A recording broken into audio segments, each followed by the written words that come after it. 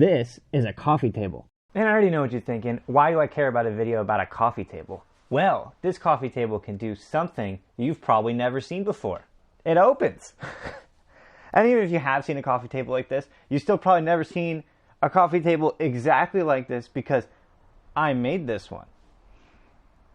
Which means it's of questionable quality. It's been a while since I uploaded a video, so I figured I'd make one about this table. I'm very much so a beginner woodworker. I don't even think I can say that I'm a woodworker. And I figure anyone who's smarter than me and knows better than me can maybe leave me advice in the comments below, or just comment about the build itself. I mean, it was a cool coffee table. It's giving me a little bit more storage space. I'm personally a fan of it. It works well for me. It's plenty strong.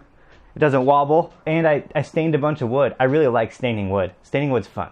Hey, also, I know I normally do 3D printing stuff, so don't worry, there will be some 3D printing for this. It's not a lot, but there will be some 3D printing, so you can look forward to that if you're here for 3D printing. So like most projects I worked on, I started out in Fusion 360 to just kind of, put my ideas out and see kind of what I was thinking. It wasn't anything final, but I wanted to see what sort of things I could make with parts that were easily available to me. But from there, I moved on to picking out things. Like I knew I wanted to get this butcher block in this size, and I knew I wanted these metal legs. From there, I was able to kind of design around those constraints and finally wind up with a design that I liked. The general premise of how this works is it needs to be a box on legs that the hinges can go in, and those hinges will lift up with the top of the coffee table. So with my design situated, I was basically able to jot down some of the numbers, some of the measurements, and go ahead and start building. So the first thing I did was stain some wood. These are 3 different stains. That's a red mahogany, a dark walnut, and espresso, or espresso if you're not American like me. First, I'm gonna build the box that goes under the table. It was important to me to make it an exact square with as little flaws as possible. And to minimize tear out, I use blue tape around where I'm gonna cut, and then use something called a miter box to guide my handsaw to an exact 90-degree cut. You can see here that the tear out from this cut was pretty minimal with a small amount of sanding and made that disappear. And then I just repeated the process 3 more times. At this point, it was important to make sure the box was as square as possible, and I need to verify both pairs of the side planks were as close to the same length. So I did this by clamping them together and then just sanding them to the exact same length. Here I'm trying to be lazy and see if I can get away without pre-drilling all the holes, but it split the wood, so I had to pre-drill every single hole. So using these little metal brackets, I stacked them up on top of 2 thin sheets of melamine to give it some distance off the bottom, and I kind of went around each corner and screwed in these brackets. I also added these secondary brackets kind of near the top, which turned out to be a mistake, and you'll see that in a moment.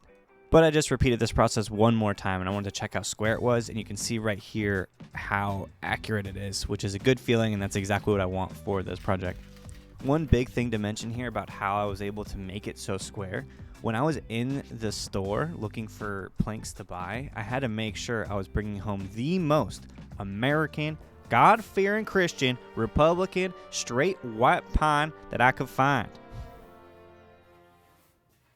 I just wanted to make sure the wood wasn't warped, and I found the straightest planks I could. Now here's where the mistake happened. Because I designed the box around fitting the lift-up hinges, that makes the whole thing open, those plates, the secondary brackets up on the top, make it so that I can no longer fit the lift-up hinges on the side. So I had to go remove every single one, put them all back in, and then you can see here I got them all to fit together all at the same time, and then the lift-up hinges actually fit again. But it was an extra hour of work that I really did not need to do.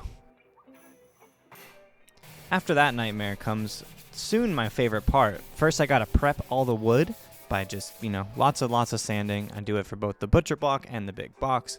And then I set it up and I go ahead and start staining the wood. I first started staining it with this foam brush, which turned out to be a bad idea. It was leaving way too much stain at a time. So I did eventually move to using just a rag and just wiping the stain on. That was a lot easier. Yeah, from here I was really staining the box and staining the butcher block, as well as sealing it with some polyurethane. So this process took a few days, but in the video it'll take about 10 seconds. With all that done, it was actually time to start assembling. So if you remember from the model, the legs actually attached to the outside. So what I did is I used a countersink so that the screws would be flush. and I drilled really long holes into it so I could use really long screws. Because it's attaching from the top, I want it to be as strong as possible.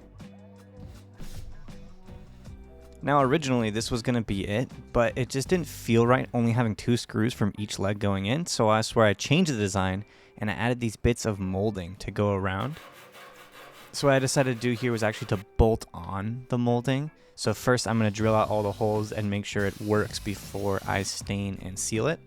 But you see, yeah, it's just bolted straight on using those other 2 holes. In my mind, this adds some rigidity that was maybe missing. And then just to make things look more even, I added more molding around the other side. I just had to cut out a bit so that it would fit. These are only going to be attached with 1 screw on each side. But you see, with just cutting that out, I can just slot it into place.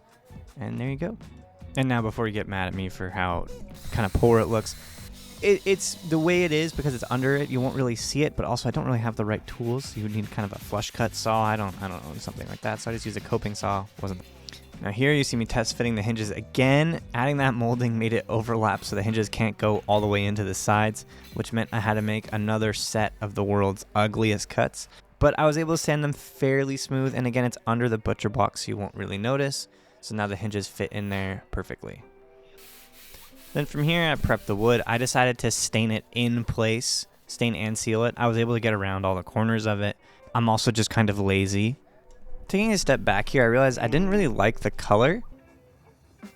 So I changed it and decided to go darker stain. I kind of mixed the 2 stains so the outer molding is darker.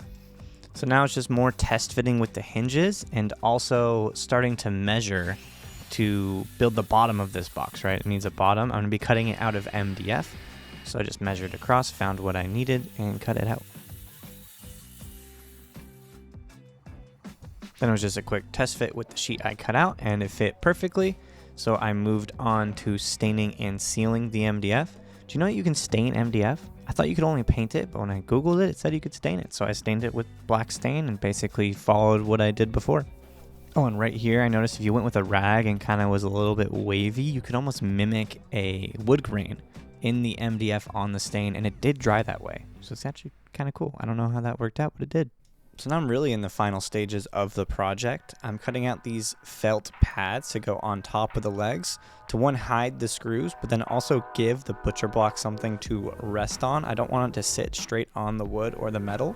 I don't want to risk scratching it. So with the felt pads, you can see there's the test fit. Now here I'm centering the legs on the table because I need to mark all the holes where the hinges are going to go before I put the bottom in. Otherwise it would be literally impossible. And you see the hinges aren't fully closed because there is that gap added by the molding. So that's why having them just that little bit open, like how it would be normally resting, I want to make sure it's centered, mark all the holes first, and then drill them. And then because of the way the hinges are, I had to hand screw them in. And then I actually did add the bottom after adding the first hinge, screwing that in, then adding the next hinge before moving it up into my apartment. This thing is freakishly heavy, so it was easier to wait until I moved into my apartment before screwing in the butcher block so I could carry it up in 2 pieces. And there you go, opening lifting hinge table. You notice there is a bit of a gap caused by the molding because it's on top of the legs. So here's where 3D printing's involved. I added these little spacers. They're actually just completely friction fit. They fit really snug. So I just kind of added them in there to fill the extra space that was left over.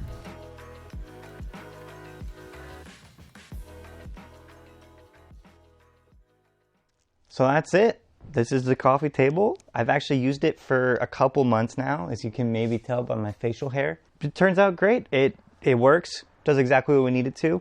There's a couple things I might add. Mainly there's just this kind of awkward gap between the front and the front molding, so I might add a little spacer like I did for the side bits. But otherwise, that's everything.